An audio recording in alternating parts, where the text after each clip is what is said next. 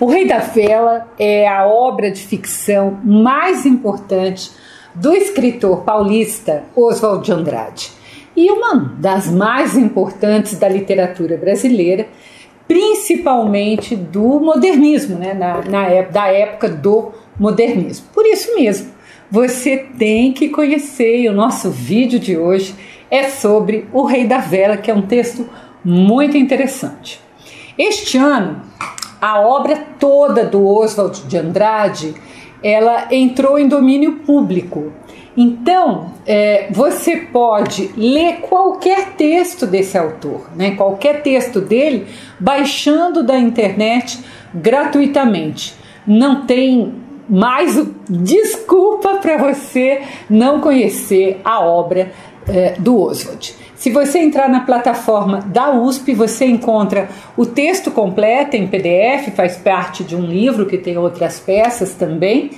E você não precisa ser aluno, qualquer pessoa pode entrar numa plataforma aberta da USP, você entra e acessa, baixa, faz o que você quiser. Oswald foi poeta e romancista, mas o que mais me chama a atenção nesse escritor é que ele sempre foi um intelectual muito inquieto, que gostava de criar, de inovar, de fazer diferente. Então, claro, né, ele esteve envolvido no movimento da Semana de 22. Ele, além disso, fundou inúmeras publicações, jornais e revistas. E quando ele vai aderir ao modernismo, ele vai escrever de uma maneira que ele vai quebrar os limites entre a poesia e a prosa. Então, a sua escrita vai ser uma escrita de muitas metáforas e sempre trazendo uma rebeldia estética. O que eu chamo de rebeldia estética? Quando você não segue os padrões que todo mundo segue. Há também da sua autoria o importante Manifesto Antropófago, que é fundamental, é um texto fundamental para você entender o movimento modernista e que, se você não conhece, tem vídeo aqui no canal, eu falo sobre ele e eu vou deixar o link também na descrição. Então, com esses dois vídeos, o de hoje e o do manifesto, você já vai tendo uma boa ideia de quem foi Oswald de Andrade. O Rei da Vela é um texto de teatro, super fácil de ler e que a leitura não dura mais de uma hora. Por quê? Uma hora e meia, que é o tempo que dura uma peça de teatro. Eu não entendo sempre porque as pessoas não leem teatro, porque é muito rápido. E o que diz O Rei da Vela? Conta a história de um agiota que, como todo agiota, empresta dinheiro a juros absurdos, se aproveitando ali do desespero das pessoas, né, sem dinheiro.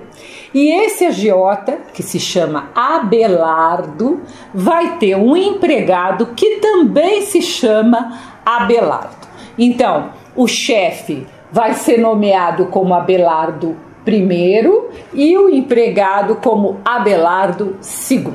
E claro, isso é proposital, né? O autor quer mostrar para nós que sempre haverá agiotas no mundo.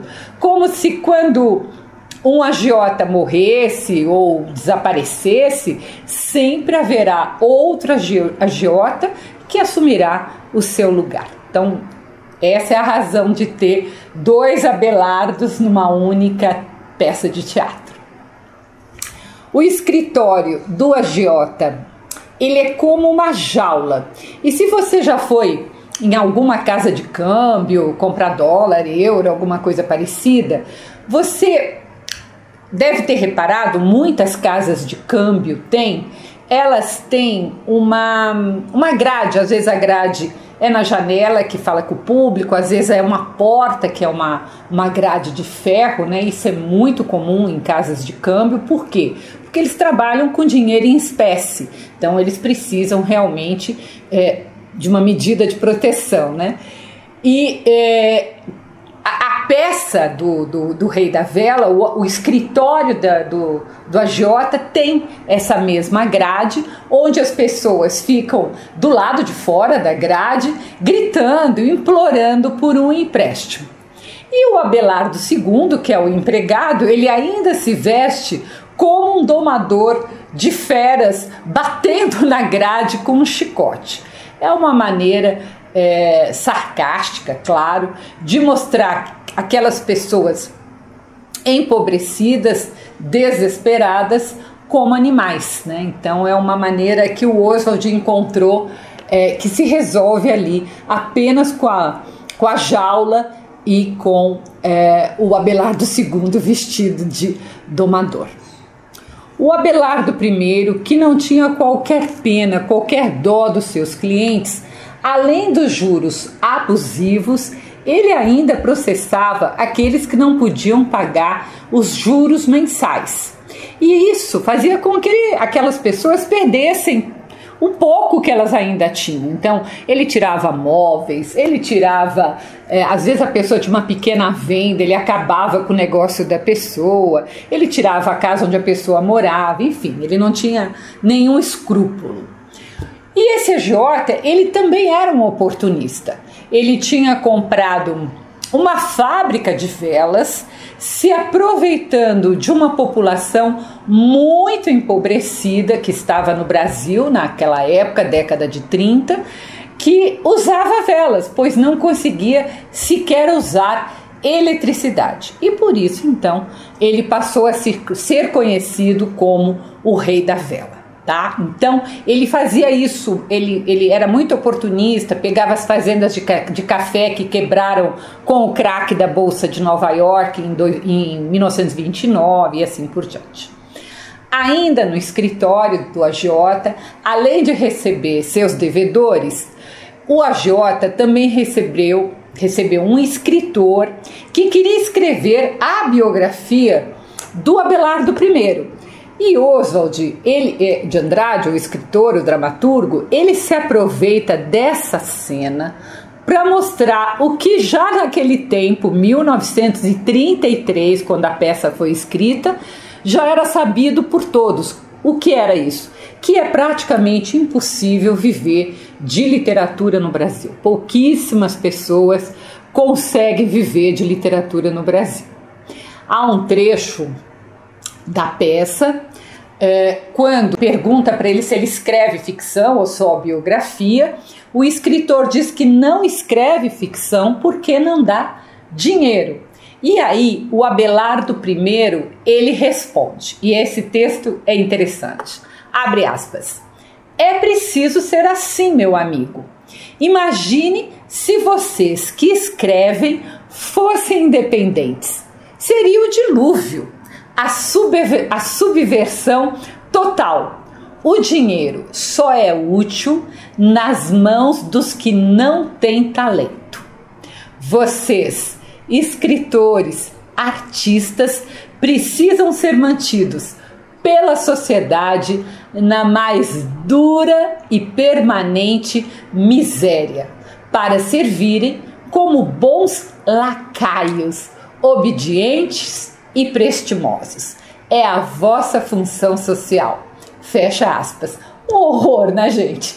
Então, apesar de mostrar com esse texto bem o que já sabemos sobre a situação da literatura e das artes, dos artistas em geral no Brasil, é impressionante pensar que esse texto, que tem quase 100 anos, os escritores e artistas continuam, em sua grande maioria no nosso país, vivendo na mesma situação, vivendo na miséria, tendo que fazer bico, deixando de escrever.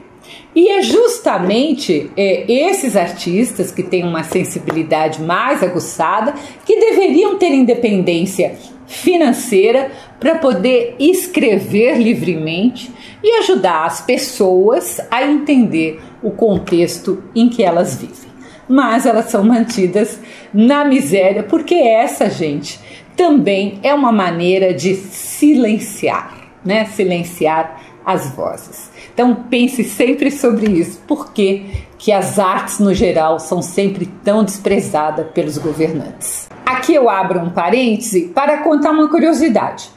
Apesar da peça ter sido escrita em 1933, ela ficou esquecida por décadas e só foi montada pela primeira vez em 1967 com o grupo do Teatro Oficina e a direção do Zé Celso. Em plena ditadura, 1967, a peça continuava muito atual. Pena que o Oswald de Andrade, que morreu em 1954, nunca viu essa sua peça ser montada. E, gente, isso é muito comum em teatro. Já contei para vocês que na década de 90 e início dos anos 2000, eu tive 5 peças minhas de teatro encenadas, mas eu devo ter mais umas 10 escritas naquela época que nunca foram encenadas. Não porque sejam piores, nada disso, é porque eu não mostrei para ninguém. Então, é isso que acontece com quase todos os dramaturgos, não é uma coisa excepcional do Oswald de Andrade, tá? Abelardo I, ele vai se casar com Heloísa de Lesbos, de uma família quatrocentona de São Paulo. O que sempre foi uma prática muito comum para novos ricos, como o Abelardo I, que queriam, né, eles tinham dinheiro, mas eles queriam ter nome, queriam entrar para a sociedade. A família da Heloísa era da aristocracia rural, que perdeu muito dinheiro, né, nessa época, tinha perdido tudo e dependiam do Abelardo que os sustentava. Então, para os dois, para o Abelardo e para a Heloísa, estava bem claro que aquilo era um acordo financeiro. A Heloísa entrava com o nome e a tradição da sua família e o Abelardo entrava, então, com o dinheiro. Se você não sabe, eu quero falar um pouco sobre esse sobrenome, né, que é Lesbos, da Heloísa, que também é proposital, já que Lesbos é o nome de uma ilha grega onde nasceu a poetisa Safo. E a poetisa Safo, ela tinha um coral de meninas, ela educava essas meninas nas artes do canto, da poesia. Então, iam meninas de toda a Grécia para serem ensinadas pela Safo. Entretanto, com o tempo, a ilha passou a ser conhecida como um lugar em que se fazia sexo entre mulheres. Coisa que não dá para a gente ter muita certeza, porque poucos textos da Safo, que eram da antiguidade, chegaram até nós. Mas a verdade é que essa crença ela foi se propagando, tá? E no futuro, então, Lesbos, da ilha, é que vai dar origem à palavra lésbica, tá? Então, associando a ilha ao amor entre as mulheres. Heloísa talvez fosse realmente lésbica na peça, porque apesar de ser noiva do Abelardo, ela entrou no escritório do noivo vestida de homem. Então, claro que tudo que a gente faz num texto é proposital, tá? Depois de mostrar como o agiota agia ali com seus clientes, sempre muito valente, o primeiro ato da peça termina com o Abelardo praticamente se ajoelhando para Mr. Jones, um americano que chega em seu escritório e com quem o Abelardo faz negócios. E aí é preciso contextualizar. Na década de 30, até mais do que hoje, ainda hoje é muito forte, mas na década de 30, quando a peça foi escrita, os Estados Unidos eram o país todo-poderoso para o qual todos os países subdesenvolvidos, como o Brasil, se curvavam, obedeciam. Então, o ato do Abelardo praticamente de se ajoelhar para o americano mostra a subserviência brasileira aos americanos. E isso vai só aumentar nas décadas de 40, 50, 60 e, claro, até hoje o mundo inteiro meio que abaixa a cabeça para os Estados Unidos.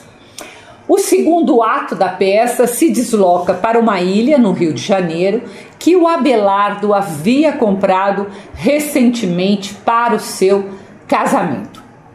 A família toda da Heloísa está na ilha e também o americano que fazia negócios com o Abelardo. E vai chegar, claro, outros convidados. E é uma oportunidade que o Oswald de Andrade tem, o dramaturgo, de mostrar como essa família quatrocentona, tradicional, mas que estava decadente, tinha membros imorais, corruptos, o que a aparência da família tradicional, que a sociedade tanto preza, né, a família doriana, é apenas a aparência e nada mais, tá? Eu sempre digo que de perto toda família tem pereba, então não existe família perfeita. Até mesmo a sogra, a mãe da Heloísa e uma tia mais velha se engraçam com o Abelardo, que está sempre dando em cima de todas as mulheres. E como ele era muito rico, as mulheres queriam, claro, cair nas graças do Abelardo. Outra curiosidade desse texto é que os nomes Abelardo e Heloísa são, provavelmente, foram inspirados no amor impossível do filósofo e cônego Pedro Abelardo e a sua esposa Heloísa. Por quê? A Heloísa, esqueci de contar, a Heloísa era sobrinha de outro cônego chamado Fulberto. Como ele era cônego, ele era um amor meio proibido, só que eles se apaixonam e a Heloísa, ela fica grávida do Pedro. E apesar deles se casarem escondidos, o tio dela acha que o Pedro quer se livrar da Heloísa quando ele manda a Heloísa para um convento. E enraivecido, esse tio manda castrar o Pedro. E aí os amantes nunca mais se encontram. Então, essa história que acontece lá pelos anos 1000, né, serviu de inspiração, é uma ironia, uma paródia para o Oswald de Andrade na sua peça. Claro que o texto do Oswald, ele se utiliza desses elementos, o que torna muito mais interessante. E claro, gente, é uma crítica que é uma peça que, claro, faz a crítica social ao governo Vargas, que tinha aumentado muito ali o custo de vida, crítica à sociedade burguesa da época, à religião que pregava e ainda prega que temos de aceitar tudo de ruim que nos acontece, porque o céu será a nossa recompensa.